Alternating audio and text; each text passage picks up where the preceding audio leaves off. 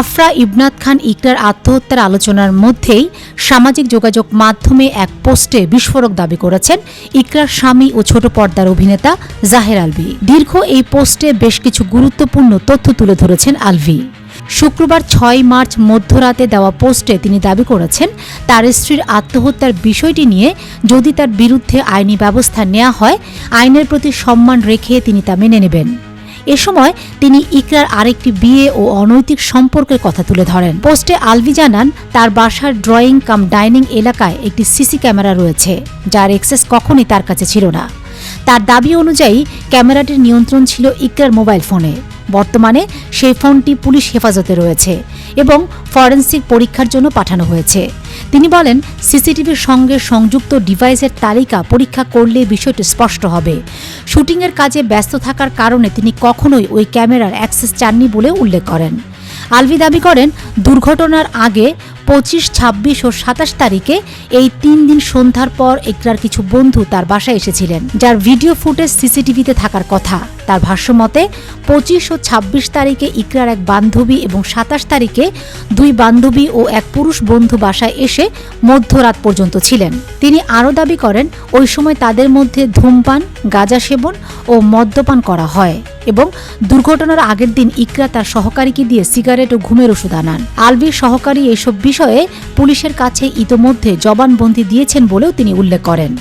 তিনি সাংবাদিক ও সংশ্লিষ্টদের প্রতি অনুরোধ জানিয়ে বলেন, ওই ৩ দিনের সিসিটিভি ফুটেজ যেন কোনোভাবেই মুছে ফেলা না হয় এবং যদি তা সরানো হয় তাহলে যেন এর সুষ্ঠু তদন্ত করা হয়। তার মতে, দুর্ঘটনার কয়েকদিন আগে ইকরার আচরণ স্বাভাবিক ছিল না এবং অতীতে একাধিকবার আত্মহত্যার চেষ্টা করেছিলেন বলেও তিনি দাবি করেন।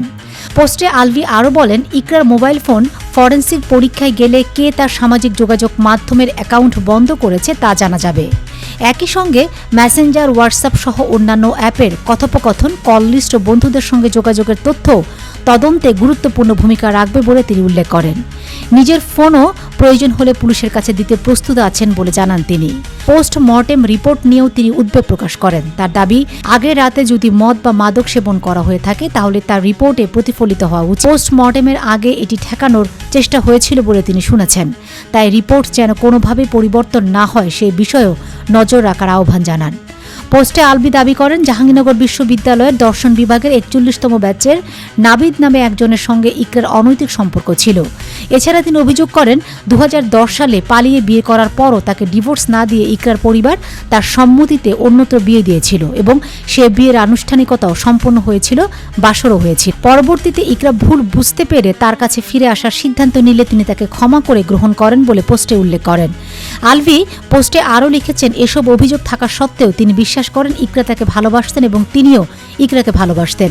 পোস্টের শেষের দিকে আলভী দাবি করেন, বিভিন্ন মহলের চাপ, ইকরার পরিবারের প্রতিশোধ পরায়ণতা এবং তার কর্মজীবনের কিছু মানুষের বিশ্বাসঘাতকতার কারণে তিনি চাপে আছেন।